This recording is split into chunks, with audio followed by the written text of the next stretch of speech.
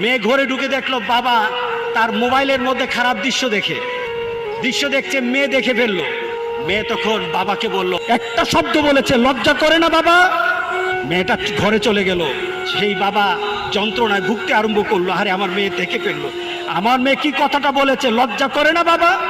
সে লোকটা অফিসে চলে গেল, অফিস করতেছে, কিন্তু আর ভালো লাগে না। মেয়েটা কি বলেছে, লজ্জা লাগে না বাবা? কিন্তু মেয়েটার যন্ত্রণায় সে হার্ট ফিল করলো। মেয়েটা এরপরে মারা গেল।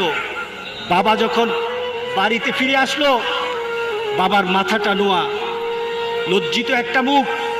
এখনই আমার মেয়ের সাথে দেখা হলে আমার কানে বাজতেছে, আমার মেয়ে আমাকে বলেছে, লজ্জা লাগে না বাবা? আমি কিভাবে আমার মেয়ের সামনে যাব?